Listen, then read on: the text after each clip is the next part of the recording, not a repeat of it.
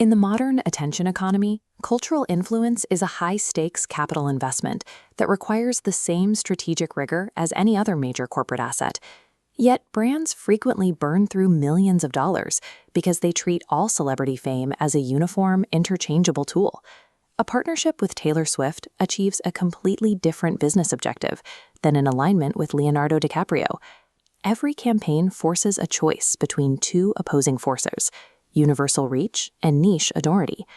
To secure a return on investment, influence must be treated as a specialized asset class, where success is dictated by strategic alignment rather than sheer follower count. To categorize these options, we use the Influence Asset Map. The vertical axis measures mass cultural reach. This is the capacity to generate top-of-funnel awareness on a global scale, regardless of the specific topic. The horizontal axis represents targeted conversion authority, the power to drive high-trust actions within a dedicated, specific community. Attempting to maximize both axes simultaneously is often impossible. Building deep authority requires taking a stance, and taking a stance is inherently polarizing to the broader masses. We can decode the top 10 most influential U.S. celebrities by plotting them into 3 distinct archetypes on this map. Strategic alignment with the correct archetype is a prerequisite for protecting your capital and ensuring your message stays clear.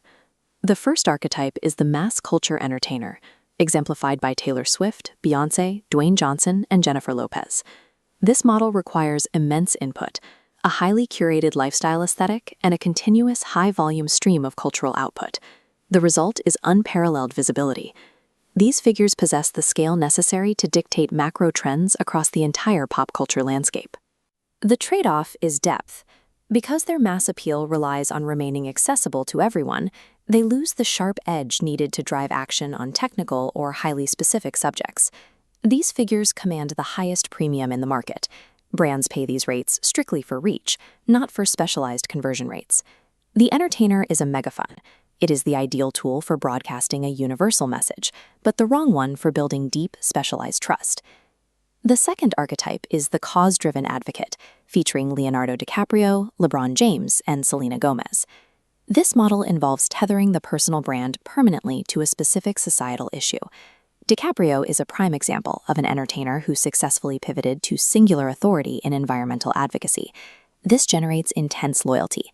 These figures achieve high-trust conversion by speaking directly to communities that share their core values. However, taking a firm position inherently limits the total addressable market by alienating those on the opposing side of the issue. The advocate trades the safety of universal scale for a highly weaponized trust within a focused sector. The final archetype is the business and platform disruptor, the category of Elon Musk, Kim Kardashian, and Oprah Winfrey.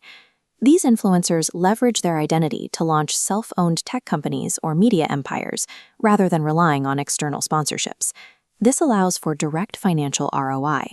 Figures like Oprah Winfrey maintain absolute ownership over the very channels that distribute their influence. The trade-off for the disruptor is the total blending of personal and corporate reputation.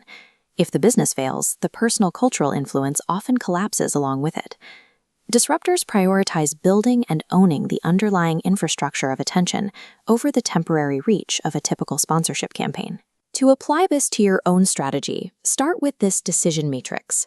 The defining question is, what is your primary investment objective?